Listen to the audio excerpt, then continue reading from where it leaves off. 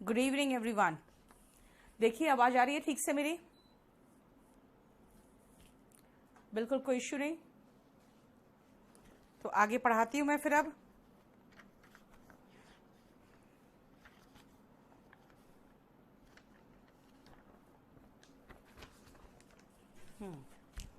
एक बार chat refresh करो, एक सेकेंड।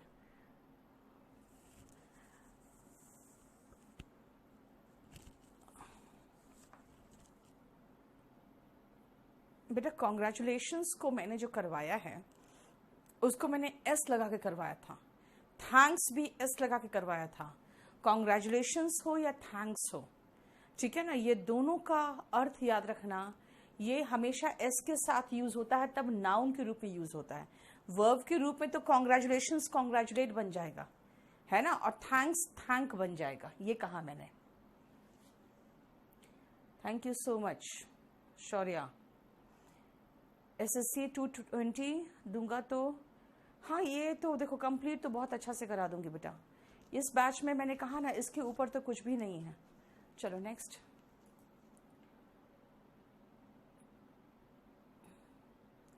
अंकित, इंग्लिश में भी जो मैं करवा रही हूँ, जब चैप्टर खत्म हो तो उस चैप्टर को प्रैक्टिस करो। और अगर थोड़ी सी भी इंग्लिश ठीक है तो पैसेज, क्लोज टेस्ट और सेंटेंस अरेंजमेंट तो जरूर प्रैक्टिस करते रहो। नेक्स्ट।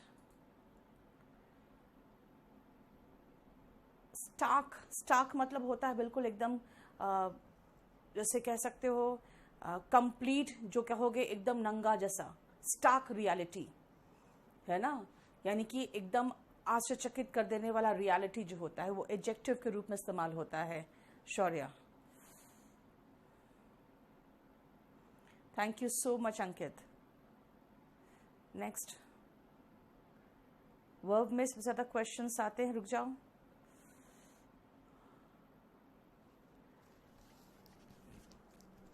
चलिए बस इतना भी रहने दो, ये तो और बंद करके और गर्मी कर दिया, इसको थोड़ा नीचे करो।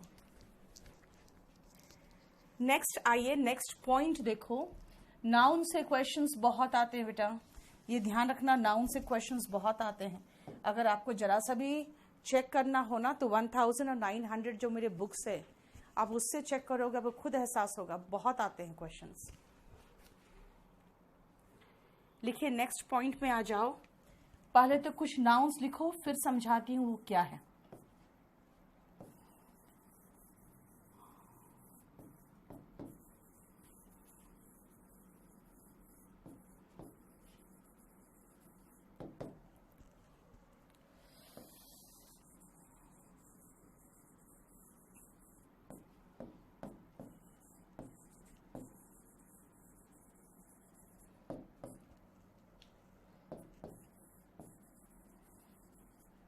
ये देखिए पहले,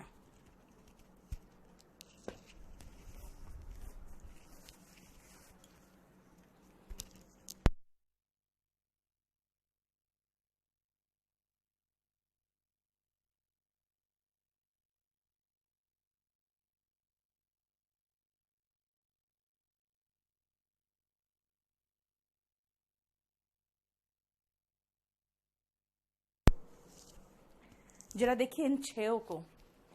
ये ऐसे नाउन्स है ना बेटा जिनका कोई प्लूरल फॉर्म नहीं होगा, लेकिन अगर आप ये कहोगे कि एक हिरन, तो वन डियर, तो सिंगुलर वर्ब आएगा इज रनिंग। लेकिन अगर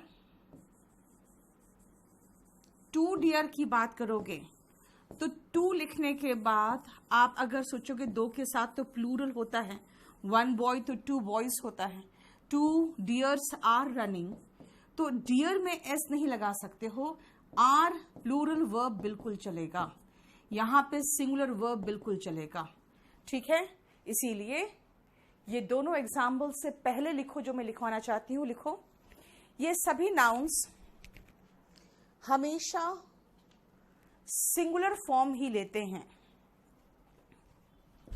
These nouns take only singular form. These nouns take only singular form. इनके साथ इनके साथ सिंगुलर एवं प्लूरल वर्ब आ सकता है।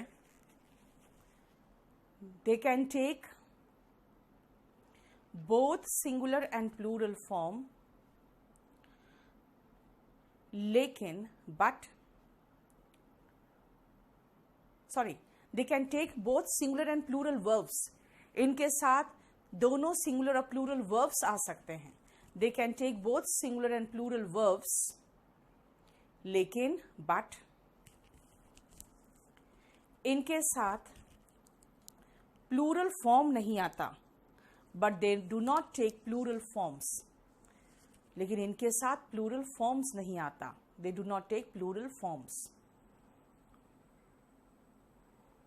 ठीक है, मतलब क्या कहा मैंने कहा ये ऐसे nouns है जिनके साथ singular और plural दोनों verb आ सकता है, लेकिन ये singular और plural form में से plural form कभी नहीं लेंगे, लेकिन ये plural form कभी नहीं ले सकते।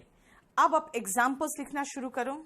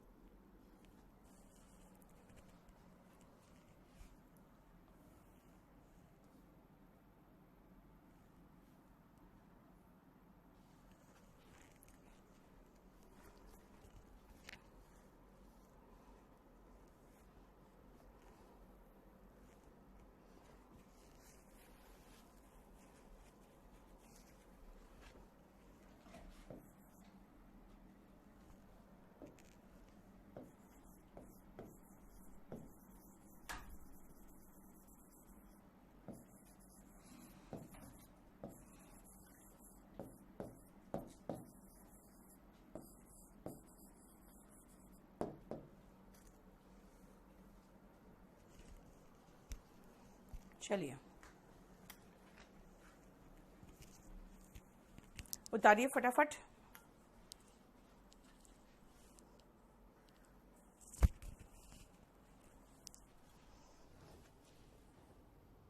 मैं तो यहीं खड़ी हूं, फिर अजय आपको क्यों नहीं दिखाई दे रही हूं?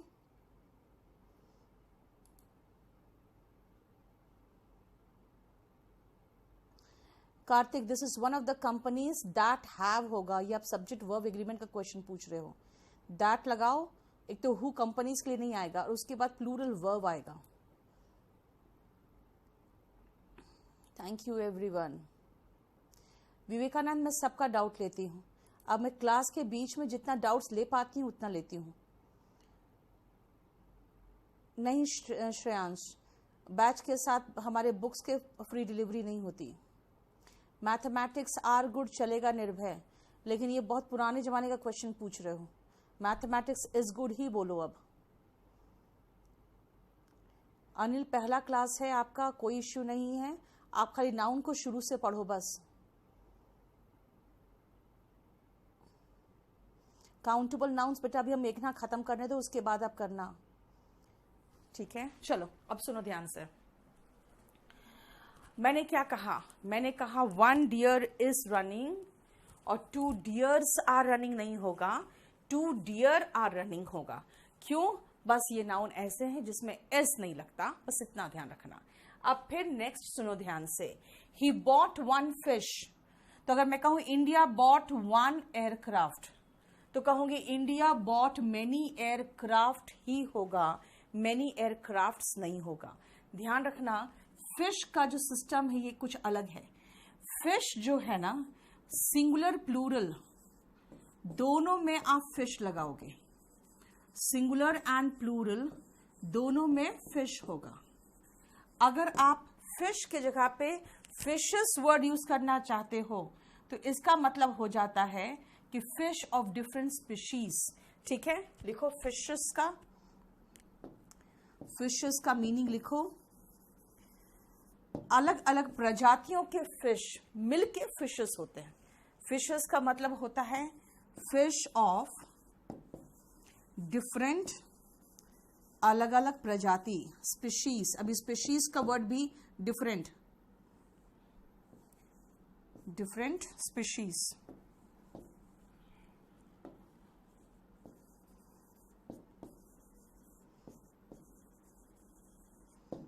ठीक है, फिश ऑफ डिफरेंट स्पीशीज, अलग अलग प्रजातियों के फिश जो होते हैं वो फिशेस होते हैं। अलग अलग प्रजातियों के फिश फिशेस होते हैं।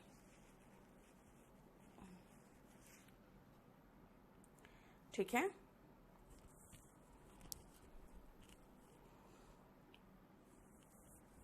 ध्यान से सुनना, मैंने कहा 1 फिश तो 5 फिश होगा। तो फिशेस क्या है, मैंने जानबूझ के क्वेश्चन दिया है, एक्वेरियम की बात की है मैंने। एक्वेरियम में जब आप फिश को देखते हो ना तो बहुत सुंदर दिखता है ना। एक्वेरियम वाले जो फिश होते हैं वो बहुत सुंदर दिखते हैं। क्यों? क्योंकि वहां पर एक कलर का फिश नहीं रहता है, वहां पे आपको देखोगे अलग अलग स्पीशीज के फिश एक साथ रखे जाते हैं, और ऐसे से फिश रखे जाते हैं एक साथ जो एक दूसरे को नहीं खाते हैं, है ना। तो इसीलिए सब रंग बिरंगा मिला के सारी मछलियां, क्या रंग बिरंगी मछलियां आपको बहुत सुंदर दिखती है। यानी कि फिश का बहुवचन फिश ही होगा। जैसे मैंने कहा एयरक्राफ्ट का प्लूरल मैनी लगाओगे तो भी एयरक्राफ्ट ही होगा, एयरक्राफ्ट्स नहीं हो सकता। अब यहां पे मैंने जानबूझ के ब्लैंक छोड़ दिया है कि आप खुद भरो क्या होगा। इंटेस्टेट का मतलब लिखो, to die without a will. Will का मतलब वसीहत, बिना वसीहत के मरना। इंटेस्टेट का मतलब लिखो बिना वसीहत के मरना। इंटेस्टेट 1 वर्ड सब्स्टिट्यूशन में आता है, ये लीगल टर्म्स में आप करोगे। एज ही हैड नो क्या, ही हैड नो ऑफस्प्रिंग होगा ना।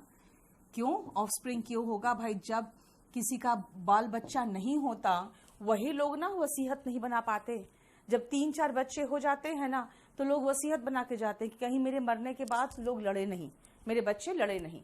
तो मैंने क्या लिखा कि बिना वसीयत के मर गया। क्यों? क्योंकि उसके पास, अब मैं ये सोच रही हूं क्या आएगा। भाई मैंने आपको सिर्फ यही 6 वर्ड से ही दिया है, इनमें से ही आप बताओ क्या आएगा। तो अगर बिना वसीयत के मरे तो बस इसमें से एक ही तो वर्ड फिट हो रहा है, दैट इज ऑफस्प्रिंग। देखो ध्यान से, ठीक है। एंड 7th में आओ, सबसे पहले सालमन्स में से एस काट के इज लगाओ। अब मैं समझाती हूं क्यों। Salmon is a type of fish. जैसे आप अगर बंगाली वगैरह है तुमको पता होगा, रोहू, कतला, ये सब फिश का वैरायटी है। जब हम वैरायटी ऑफ फिश में पहुंच जाते हैं ना, उसके नाम पे पहुंच जाते हैं, कौन कौन से प्रजातियों के फिश उनके नाम पे पहुंच जाते हैं, तब हम उनमें से एस हटा देते हैं। क्यों? क्योंकि प्रजाति का नाम के साथ हम प्लूरल फॉर्म नहीं लगा सकते, इसलिए सालमन्स में से एस हटा दिए और फिर उसके साथ इज लगाए। लिखो, मछलियों की प्रजाति के साथ प्लूरल फॉर्म नहीं आएगा। We will not use plural form with the species of fish.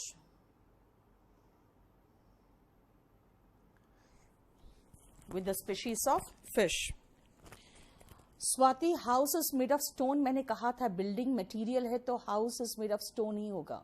Building material हमेशा प्लूरल फॉर्म में नहीं, सिंगुलर फॉर्म में आएगा। बुक अब मिलने लगेगा बेटा, मंडे से हम लोग बुक डिस्पैच करना शुरू कर सकते हैं, अब वो प्रॉब्लम नहीं रहेगा। साउंड बिल्कुल आ रही होगी शिवम।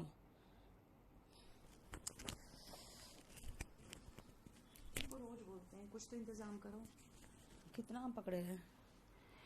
यूथ मैंने बता दिया आपको, यूथ तो पिछले क्लास में खत्म हो गया था। अब फिर से अगर यूथ का क्वेश्चन चाहिए तो फिर देखते हैं। डार्ट्स का मतलब बेटा एक तरह का गेम होता है डार्ट्स। आपका जो फर्स्ट क्लास है जिनका जिनका वो बस पूरा नाउन शुरू से पढ़ना। म्यूजिक, ऑफ कोर्स म्यूजिक क्या है, अनकाउंटेबल नाउन है। सॉन्ग्स काउंटेबल नाउन है। Thank you Sumit.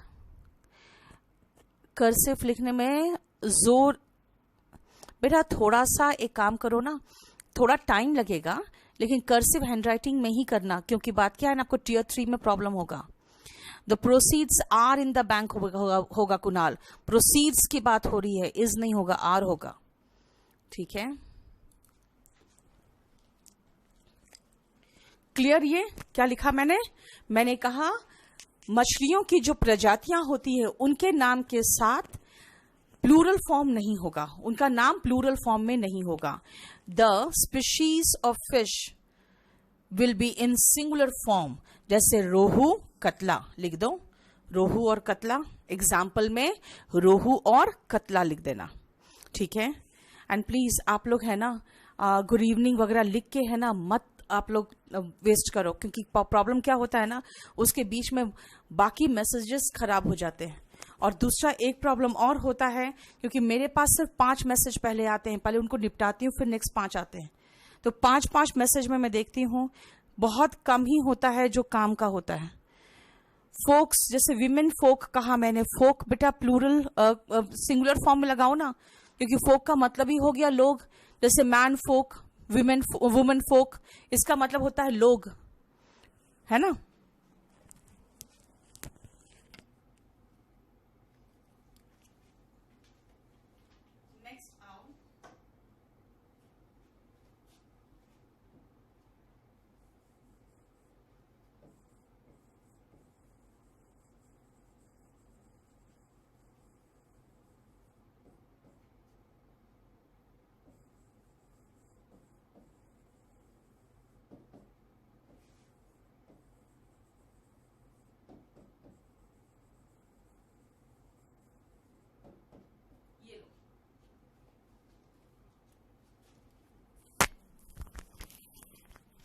अब बहुत ध्यान से सुनना। अभी तक मैंने कहा था, इसके पहले का जरा देखो तो फिर से, इसके पहले का क्या था। मैंने कहा था ये सिंगुलर प्लूरल दोनों वर्ब ले सकता है, दोनों तरह के वाक्यों में आ सकता है। सिंगुलर वाक्य लिखो या प्लूरल वाक्य लिखो, है ना, लेकिन इसमें बहुवचन का फॉर्म नहीं होगा, यानी इसमें एस नहीं लगा सकते हो। अगर इन सब में कहीं पर भी आपने एस लगाया तो वो गलत हो जाएगा, ये कहा था। अब देखो जो नेक्स्ट है उसको सुनो ध्यान से। ये सारे ऐसे शब्द हैं जिसमें हमेशा एस लगेगा ही लगेगा, ये बिना एस का नहीं आएगा। ये ऐसे नाउन्स है जो हमेशा प्लूरल फॉर्म में ही रहेंगे। हाँ, इनके साथ भी वही काम कर सकते हो, इनको सिंगुलर और प्लूरल दोनों स्ट्रक्चर में इस्तेमाल कर सकते हो। इनके साथ सिंगुलर और प्लूरल वर्ब दोनों आ सकता है ना, लेकिन ये कभी भी सिंगुलर फॉर्म नहीं लेते। लिखो, ये नाउन्स हमेशा प्लूरल फॉर्म में होंगे। These nouns will always come in plural form. ये कभी भी सिंगुलर फॉर्म नहीं लेंगे। They will never take singular form.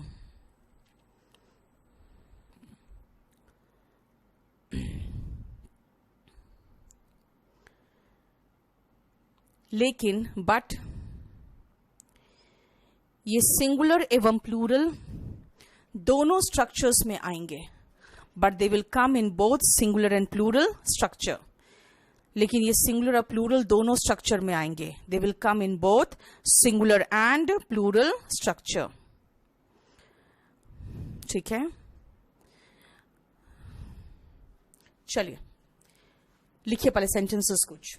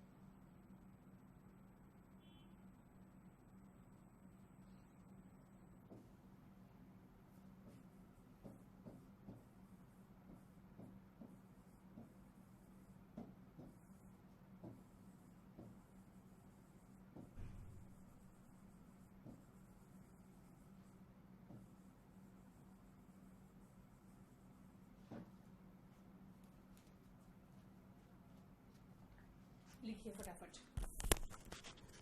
PO का बेटा पूजा, पीओ का मैक्सिमम पेपर कितना डिस्कस कराऊंगी वो मुझे जब तक बैच खत्म होगा तब तक डिस्कशन चलेगा, और प्री और मेंस दोनों का होगा। गौरव, अ पर्सन हैज कम होता है। नवनीत,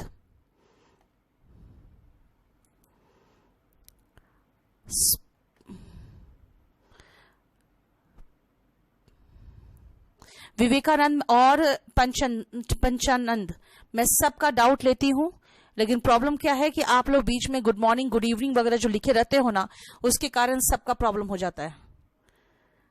मेरा कोई गला बैठा हुआ नहीं है। संदीप बिल्कुल सही है। पुलिस प्लूरल नाउन है। रुपेश, प्रैक्टिस अभी रुको ना, अभी तुरंत प्रैक्टिस क्या करोगे, अभी रुक जाओ। वॉल्यूम 1 से सारा वो कैप कर लो।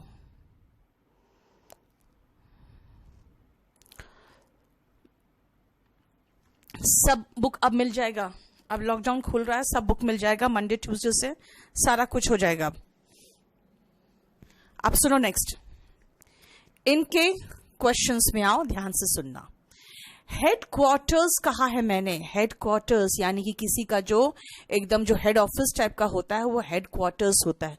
देखो यूनिसेफ एक ही है, यूनिसेफ, लेकिन उसका हेडक्वार्टर, अगर इसका हेडक्वार्टर एक ही जगह है, देखो is in London, sorry is in New York, एक ही है, लेकिन तब भी हम हेडक्वार्टर्स ही लिखेंगे। एक ही है तब भी हेडक्वार्टर्स ही आएगा, ठीक है। लेकिन अगर आप हेडक्वार्टर का बोलोगे मैम हम हेडक्वार्टर बोले तो बोल सकते हो, लेकिन वो वर्ब के रूप में आएगा, इट विल हेडक्वार्टर, इसीलिए लिख लेना। हेडक्वार्टर्स नाउन है, अगर एस नहीं लगाएंगे तो वो वर्ब हो जाएगा। हेडक्वार्टर्स नाउन है, headquarters is a noun, but अगर एस ना लगाए तो ये वर्ब हो जाएगा। But if we do not use S तो ये वर्ब हो जाएगा, it will become a verb, तो ये वर्ब हो जाएगा, it will become a verb.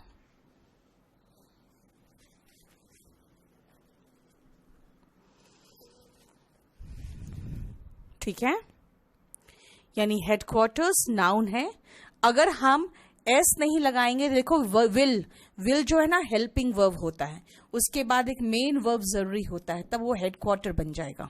ठीक है, नेक्स्ट आओ, मैनी, तो देखो स्पीशीज लगा है, मैनी के साथ भी स्पीशीज लगा है, लेकिन वन के साथ भी स्पीशीज ही लगेगा। हालांकि देखो मैनी स्पीशीज आर यानी वर्ब का प्लूरल फॉर्म लगा, लेकिन वन स्पीशीज हैज ये सिंगुलर वर्ब है, मतलब बहुत सारे स्पीशीज अब खतरे में है, एंडेंजर्ड मतलब खतरे में है, लेकिन एक स्पीशीज तो बिल्कुल एक्सटिंक्ट यानी कि विलुप्त हो चुका है। ठीक है, किसी जानवर के स्पीशीज की बात कर रहे हैं हम लोग।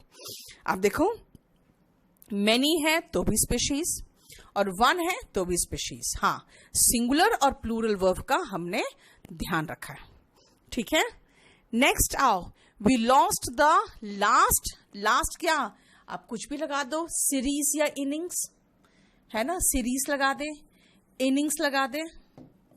अब कहोगे यहां पर लास्ट मतलब आखिरी है, तो आखिरी में प्लूरल कैसे लग रहा है, हम लास्ट के साथ अगर लगाएंगे तो भी सीरीज और इनिंग्स होगा, और अगर मैं लास्ट के साथ साथ अगर लास्ट टू लगा दूं, यहां पे टू भी लगा दूं, तो भी कोई फर्क नहीं पड़ेगा, सीरीज और इनिंग्स ही रहेगा। यानी कि आखिरी सीरीज हो या इनिंग्स हो, हम हार गए मैच का।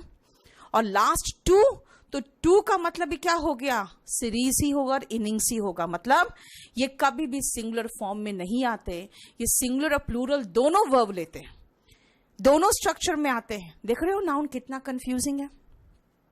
इसके पहले आपको मैंने क्या बताया कि भाई इनका प्लूरल फॉर्म नहीं होता, ये दोनों के स्ट्रक्चर में आते हैं, और अब बता रही हूं इनका सिंगुलर फॉर्म नहीं होता, लेकिन फिर भी ये दोनों स्ट्रक्चर में आते हैं। बोलो कोई प्रॉब्लम यहां तक? आप लोग प्रॉब्लम्स तो लिख के छोड़ते जाओगे, जैसे मेरे पास टाइम मिलता है मैं आके प्रॉब्लम सॉर्ट आउट करती हूं आपकी।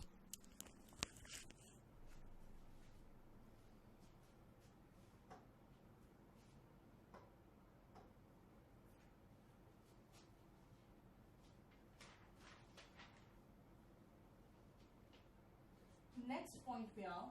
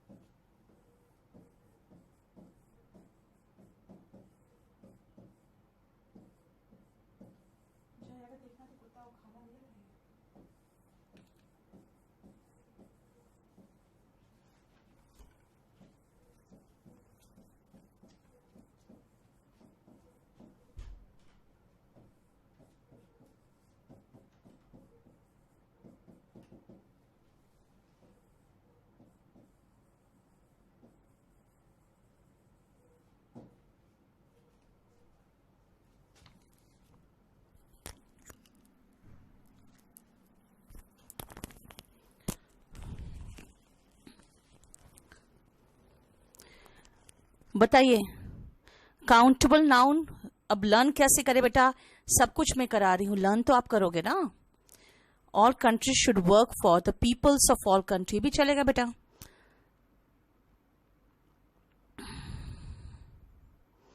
फॉर पीस बिल्कुल सही है। और नंबर ऑफ हेडक्वार्टर नहीं होगा बेटा, ये गलत है हिमांशु। हेडक्वार्टर जो है ना, हाँ अच्छा 4 नंबर पूछ रहे हो। मैंने कहा हेडक्वार्टर जो है ना बेटा, हेडक्वार्टर वर्ब है, यानी कि वहां पर उसका हेडक्वार्टर होना। मैं ये कह रही हूं कि वो अपना हेडक्वार्टर बनाएंगे कहीं लंदन के आसपास, ये कहा था मैंने, तो वर्ब के रूप में। सौमित्र हमें तो दोनों को देखना पड़ेगा ना बेटा।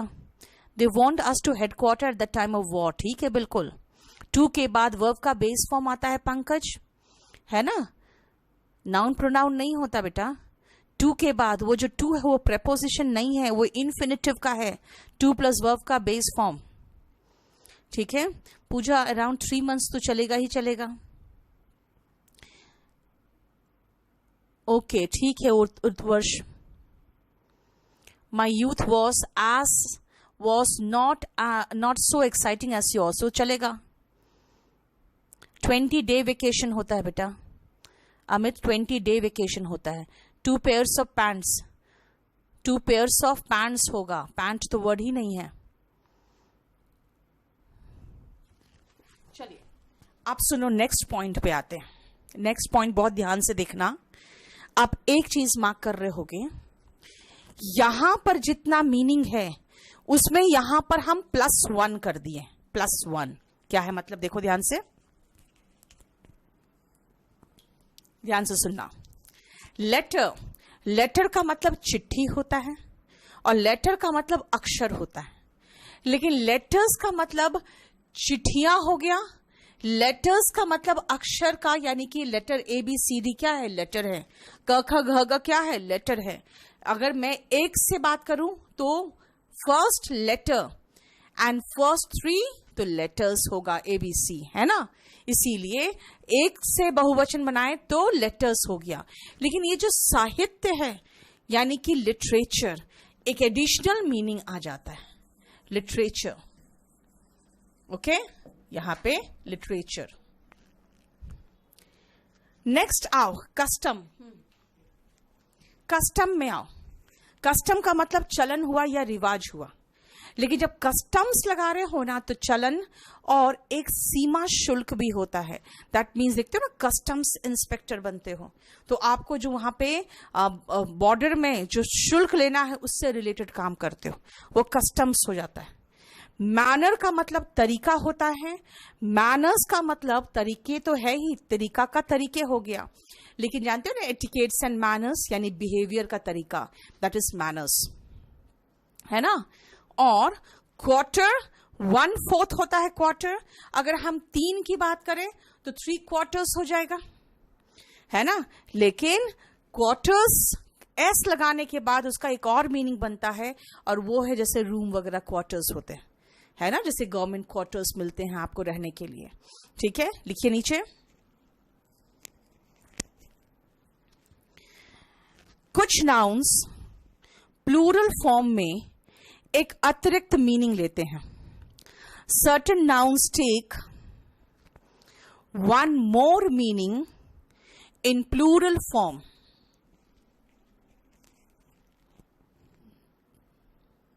Certain nouns take one more meaning in plural form. कुछ nouns plural form में एक और अर्थ लेते हैं। Certain nouns take one more meaning in plural form. ठीक है। नीचे चंदन है क्या सेकंड फ्लोर पे? एक बार जाकर देख लो और पेन ड्राइव लेके जाओ, उसमें वोकैबुलरी भर के ले आना, आ जाएगा वोकैब। एग्जाम्पल्स।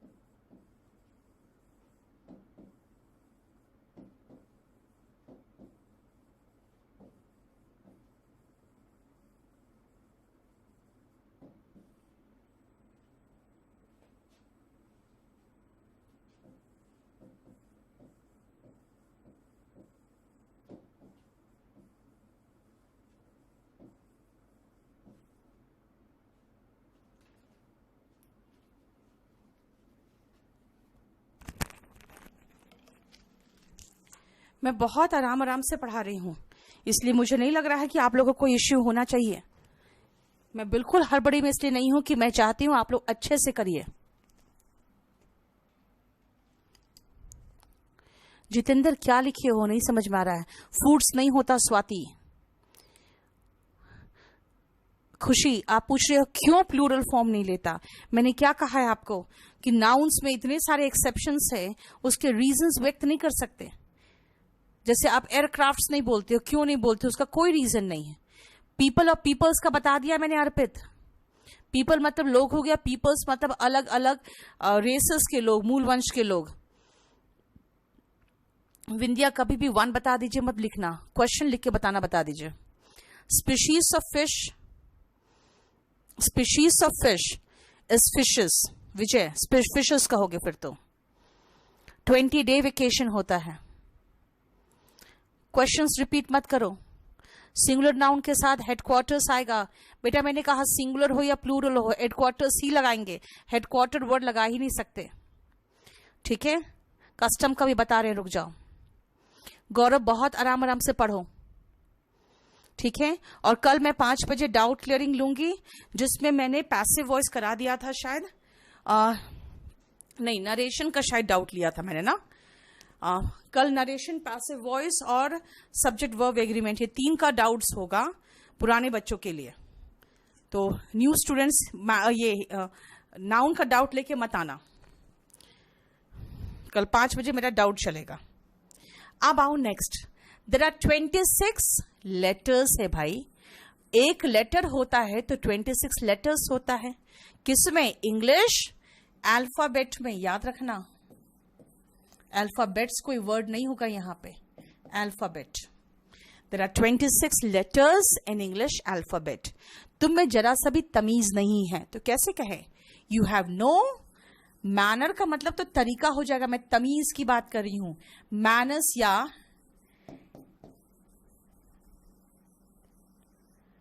एटिकेट, देखो लिखते हैं एटिक्विटी है ना, लेकिन बोलते हैं एटिकेट।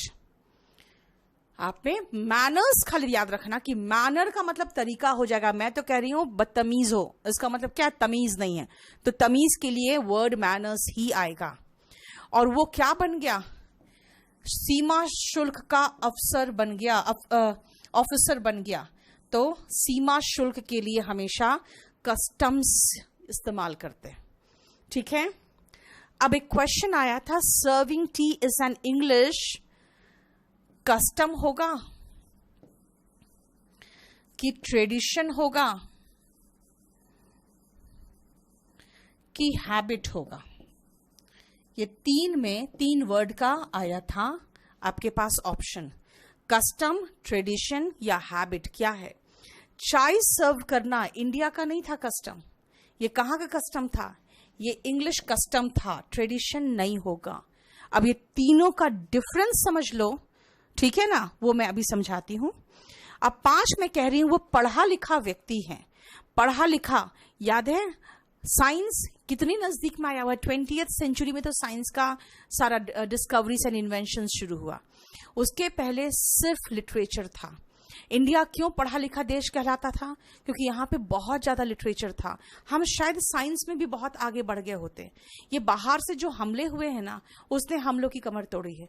वरना नालंदा यूनिवर्सिटी में इतने रिसर्च पेपर थे कि वहां पे जब बख्तियार ने आके आग लगाई तो 3 महीना तक नालंदा यूनिवर्सिटी जलता रहा था। 3 महीना तक वहां के लाइब्रेरीज इतने ह्यूज थे। हम लोग साइंस में भी शायद आगे रहते, लेकिन हम लोग पीछे क्यों हो गए? क्योंकि हम लोग महाभारत, रामायण, वेद वगैरह तो संभाल के रख लिए, लेकिन जो डिस्कवरीज एंड इन्वेंशंस चल रहे थे उस समय हमारी यूनिवर्सिटीज में, वो बाहर के जो बदमाश और सारे के सारे जो घटिया लोग हमारे देश में आक्रमण किए, हम उनसे बचा नहीं पाए। हमारी त्रासदी देखो, इंडिया की त्रासदी, कि हम कितने इडियट्स हैं कि आज भी हमारे बिहार में एक जगह है बख्तियारपुर। किसके नाम पे है? उस उपद्रवी, उस घटिया आदमी के नाम पे है जिसने पूरा का पूरा नालंदा यूनिवर्सिटी जला दिया था। अब ऐसे ऐसे लोगों के नाम पर है नाम, और अगर इस नाम को चेंज किया जाएगा तो कुछ लोग उसके भी खिलाफ होंगे। जबकि वो क्या था? वो आतंकी था जो बाहर से आके हमला करके हमारे पूरे नालंदा यूनिवर्सिटी को क्यों जला दिया था? क्योंकि उसको ये महसूस हुआ कि वो बीमार पड़ गया था। वो जब बीमार पड़ा तो उसके जो लोग थे ना, जो उसके साथ थे, जो आए हुए थे, उसके साथ हकीम वगैरह भी आए हुए थे, उन लोगों ने उसका इलाज वो नहीं कर पाए। तो नालंदा यूनिवर्सिटी का कोई जो आपको पता है वहां पे मेडिसिन का भी एक अलग ब्रांच था, ठीक है। जैसे अब मेडिकल कॉलेजेस है ना, उस समय मेडिसिन का भी वहां पे एक अलग ब्रांच था। वहां से जब डॉक्टर को बुलाया गया तो जो वहां के आयुर्वेदिक डॉक्टर थे उन्होंने उसका इलाज करके उसको ठीक करा दिया। उससे वो चिढ़ गया कि ऐसा इन लोग के पास क्या उपाय है जो इन्होंने मुझे सही कर दिया लेकिन मेरा हकीम सही नहीं कर पाया।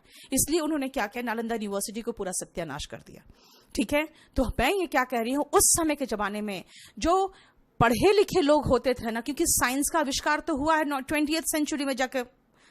हमने यही कहा ना, अगर हम पर हमला नहीं हुआ होता इतना सारा तो शायद साइंस में भी हम आगे होते, है ना। लेकिन पहले के जमाने में लोग, क्योंकि ये सारे वर्ड्स कहाँ से आए हुए हैं? ये सारे वर्ड्स इंग्लिश से आए हुए हैं।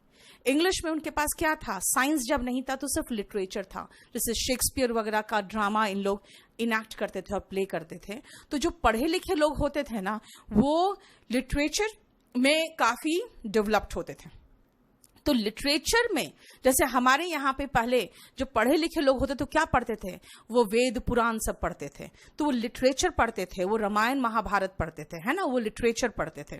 तो पढ़े लिखे व्यक्ति को कहते थे मैन ऑफ लेटर्स। अब ये लेटर्स वर्ड में एस क्यों लगाया, क्योंकि भाई मैंने लेटर का मतलब कहा है अक्षर और लेटर्स का मतलब कहा है साहित्य, यानी कि जो साहित्य पढ़ते थे उनको हम एजुकेटेड पर्सन कहते थे। इसीलिए man of letters one word substitution में आता है, उसका मतलब होता है एजुकेटेड पर्सन। ठीक है, उसका मतलब होता है educated. Clear? He is a man of letters, इसका मतलब हुआ कि वो एजुकेटेड था। सिंगुलर नाउन के साथ हेडक्वार्टर्स ही आएगा बेटा, ये तो मैंने बता दिया। कस्टम का मतलब रिवाज होता है। अभी कस्टम और ट्रेडिशन का मैं बताऊंगी, रुको। कस्टम और ट्रेडिशन मैंने बताया नहीं है। प्रीति मैं डाउट देख रही हूं, थोड़ा डिफिकल्ट। मेघना मैंने क्या कहा आपको, बिल्कुल नीचे से लेके मुझे बहुत ऊपर तक जाना है बेटा। ठीक है, मीनू कम से कम मुझे लगता है 4 क्लासेस हो चुकी है नाउन की, मुझे लगता है 4 क्लास हो गई है। ठीक है, वो क्या आप कैसे करें, वॉल्यूम 1 से करते रहो, बाकी तो मैं कराऊंगी ही आपको। सीमा शुल्क का मतलब बेटा ये होता है, जब आप जैसे पाकिस्तान से जब इंडिया आता है कोई माल, तो क्या होता है, उनको बॉर्डर पे एक तरह का टैक्स चुकाना पड़ता है ना, वो कस्टम्स टैक्स कहते हैं। यानी कि जो कोई भी माल पे जो टैक्स होता है ना, जब एक से दूसरी जगह जाते हैं तब, दैट इज कस्टम्स टैक्स। ठीक है, हो गया क्लियर ये। अब आप कस्टम, ट्रेडिशन और हैबिट में क्या डिफरेंस है वो देख लो जरा ध्यान से।